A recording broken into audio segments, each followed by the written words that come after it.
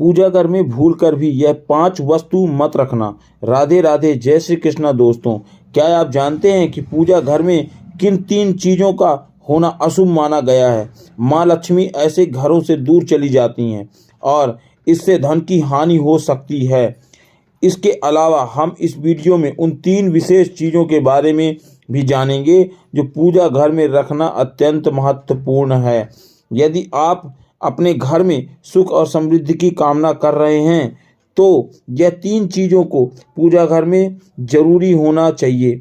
स्वयं भगवान श्री कृष्ण ने इनके महत्व के बारे में बताया है। पूरी जानकारी के लिए वीडियो को अंत तक जरूर देखें। दोस्तों, प्रत्येक मनुष्य अपने घर में एक छोटा सा पूजा घर अथवा मंदिर अवश्य बनवाता है, जिसके अंदर वे अपने सभी प्रिय देवी देवताओं और उनसे जुड़ी महत्वपूर्ण चीज़ें जैसे श्रद्धा भाव के साथ रखता है। वे अपने मंदिर में देवी देवताओं की तस्वीर, पूजा पाठ का सम्मान इत्यादि चीज़ों को भी रख देते हैं। परंतु हमारे शास्त्र में मंदिर के अंदर कुछ चीज़ें रखना जितना फलदायक होता है, उतना ही कुछ चीज़ों को रखना अमंगल और अशुभ होता है। यह कुछ वस्तुएं ऐसी हैं जिसे घर में नकारात्मक बनी रहती हैं और लड़ाई झगड़ा क्लेश और नुकसान ही नुकसान होता है। तो आज हम जानेंगे ऐसी ही अशुभ चीज़ों के बारे में जिन्हें लोग जाने अनजाने में घर के मंदिर में रख देते हैं। अगर आपने भी मंदिर में ऐसी चीज़ें रखी हुई हैं तो उन्हें तुरंत बाहर निकाल दें, वहाँ से हटा दें, किसी दूसरे स्थान पर रख दें, लेकिन पूजा घर में भूल से भी ना रखें। तो चलिए दोस्तों, अब बात करते हैं पूजा घर में कौन कौन सी चीज़ें अवश्य होनी चाहिए। तो दोस्तों, सबसे पहले बात दीपक और धूप दान। दोस्तों, भारत की परंपरा मिट्टी से जुड़ी हुई है, इसलिए मंदिर में पारंपरिक मिट्टी का दीपक अवश्य होना चाहिए। अगर आप मिट्टी का दीपक नहीं रखते हैं तो धातु के दीपक का उपयोग करें। अगर भगवान में आपकी आस्था ज़्यादा हो तो आप उपला रखकर गुड़ और घी का धूप भी दे सकते हैं। ऐसा करने से घर में सुख शांति बनी रहती है।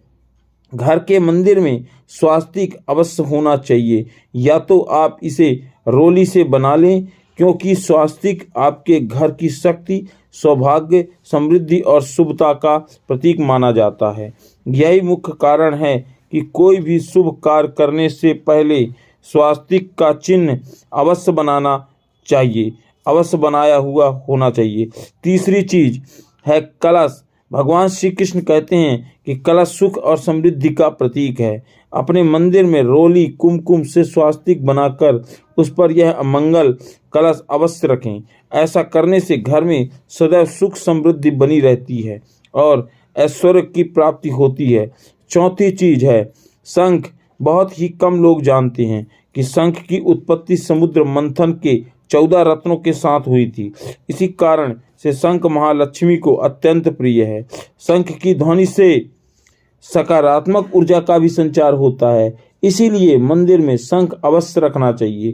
शंख की घर में उपस्थित से माँ लक्ष्मी भी प्रसन्न होती हैं और उस घर में कभी भी धन की कमी महसूस नहीं होती है।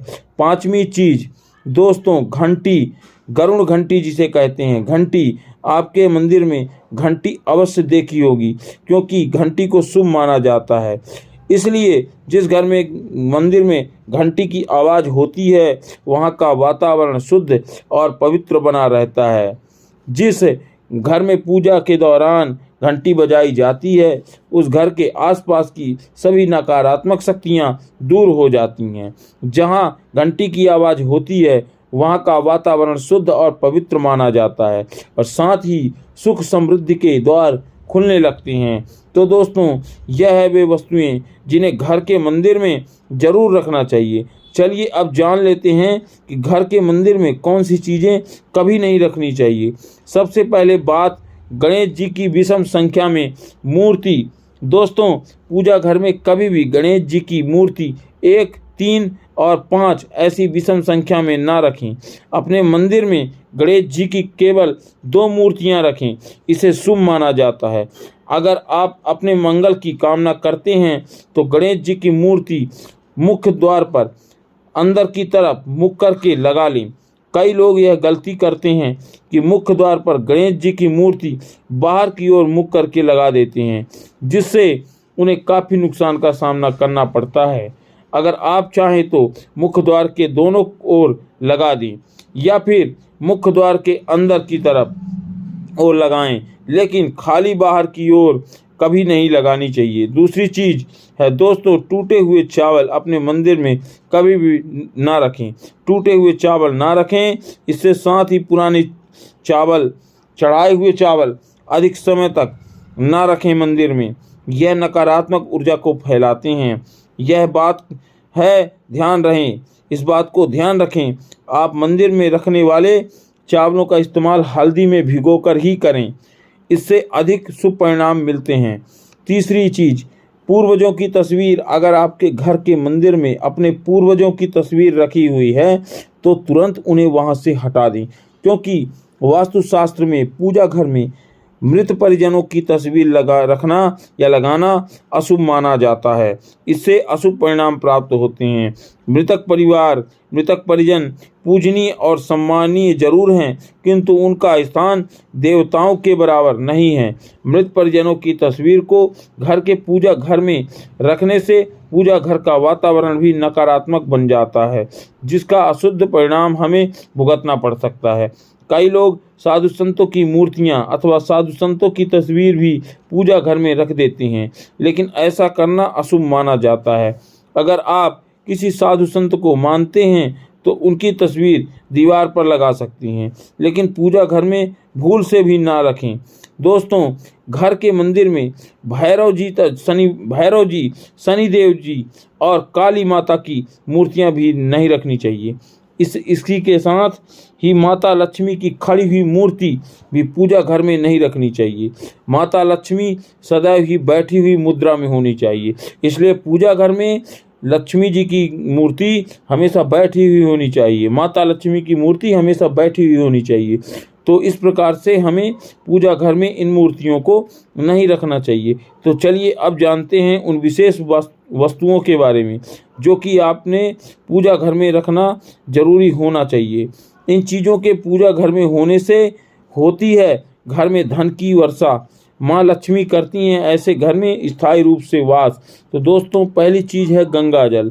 हमारे शास्त्र में गंगा जल को अत्यंत पवित्र माना गया है, इसलिए पूजा घर में गंगा जल का होना अत्यंत आवश्यक है। गंगा जल नदी सब पापों को नष्ट करने वाली तथा सभी व्यथियों का नाश करने वाली है। इसीलिए अगर आपकी पूजा घर में एक तांबे के छोटे से पात्र में आप गंगा जल भर कर रखते हैं तो इससे आपकी पूजा घर की शुद्धता बनी रहती है और बनी रहेगी और आपको अपनी पूजा का संपूर्ण फल प्राप्त होगा। दोस्तों, दूसरी चीज़, कलश। शास्त्रों में कलश को पूर्णता का प्रतीक माना गया है और माना जाता है।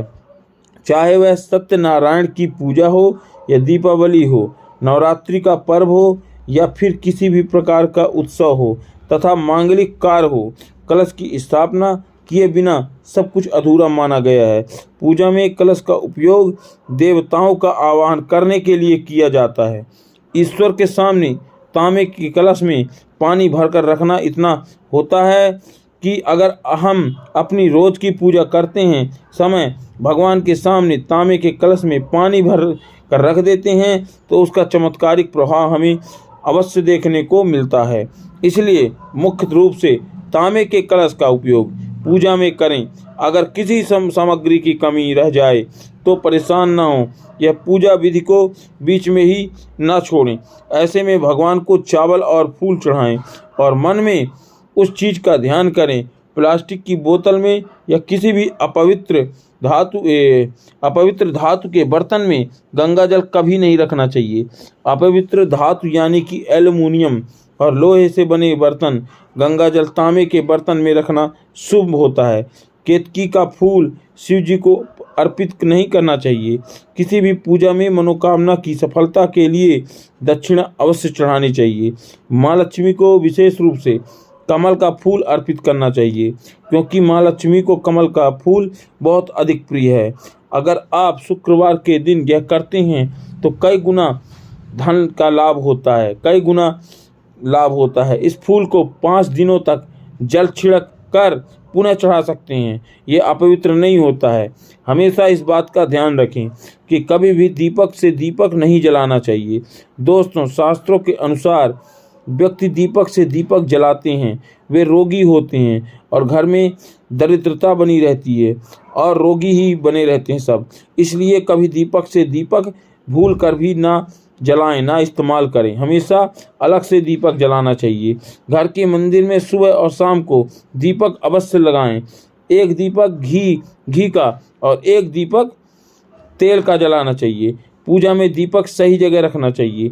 घी का दीपक हमेशा दाएं तरफ और तेल का दीपक हमेशा बाएं तरफ रखना चाहिए। तो दोस्तों, जल पात्र, घंटा और धूप दानी जैसे वस्तुएं हमेशा बाईं तरफ ही रखनी चाहिए। और ध्यान रखें, एक दीपक दरवाजे के मुख्य द्वार पर अवश्य रखें। इससे माता लक्ष्मी का आगमन होता है और माता लक्ष्मी घर पर प्रवेश करती हैं और इसी से खुशियां दमकती हैं। और माता लक्ष्मी आती हैं तो धन की कभी कमी नहीं होती है और सब खुशहाल रहते हैं। और आज की इस जानकारी के लिए बस इतना ही। आशा है कि आपको यह जानकारी पसंद आई होगी। अगर आपकी वीडियो अच्छी लगी हो तो इसे ज़रूर लाइक करें और इसी तरह की अन्य आध्यात्मिक जानकारियों के लिए हमारे चैनल को सब्सक्राइब करें। और जो मुझसे बोलने में त्रुटि हुई हो उसको क्षमा करें।